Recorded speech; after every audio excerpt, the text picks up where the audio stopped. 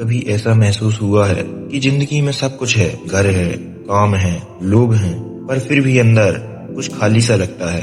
कभी रात को जब सब सो जाते हैं तब तुम्हारे भीतर कोई आवाज गूंजती है। वो कहती है, मुझे सुनो। वो आवाज तुम्हारा मौन है, वो हिस्सा जो तुमसे फिर मिलने की कोशिश कर रहा है।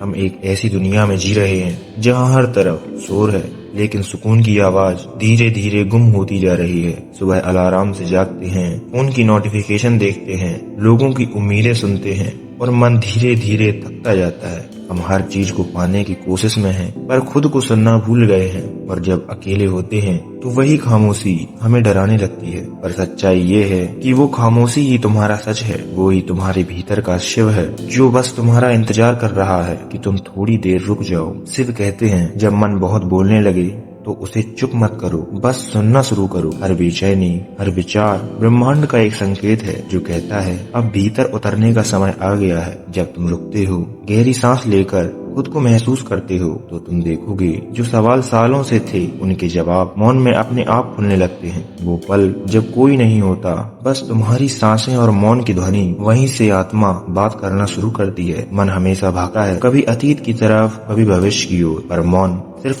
अब में रहता है। इसीलिए जब तुम ध्यान करने बैठते हो, मन यादें लाता है, बातें लाता है, डर लाता है, क्योंकि उसे डर है अगर तुम सच में मौन में उतर गए तो उसका नियंत्रण खत्म हो जाएगा। शिव का मार्ग कठिन है क्योंकि इसमें कुछ पाना नहीं, बस रुकना होता है। पर एक बार भीतर शांति पा ली तो कोई भी तूफान तुम्हें हिला नहीं सकता। हम सब जीवन में कुछ न कुछ खोज रहे हैं, कोई प्यार, कोई पैसा, कोई पहचान, और जब मिल जाता है थोड़े समय बाद फीका लगने लगता है। कभी सोचा है क्यों? क्योंकि आत्मा को चीजों की नहीं, अनुभूति की भूख होती है। वो अनुभूति तब आती है जब मन शांत होता है, जब तुम अपने भीतर उतरते हो।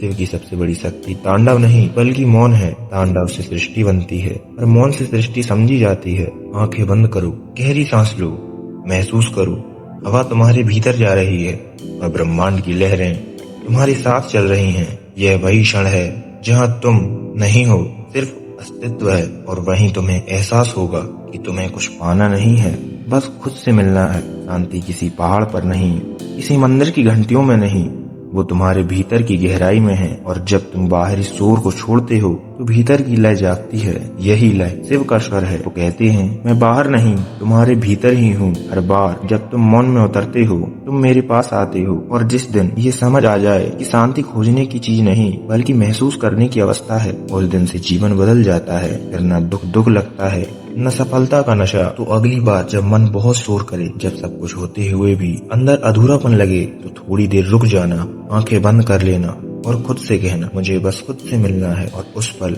मौन तुम्हारे भीतर उतर आएगा, तुम्हारे भीतर शिव जाग पाएगा। क्योंकि शांति कहीं बाहर नहीं, वो हमेशा तुम्हारे भीतर थी, बस तुम सुन नहीं पा रहे थे। अगर तुम भी इस शांति की तलाश में हो तो कमेंट में लिखो, मैं मौन में लौट रहा हूँ।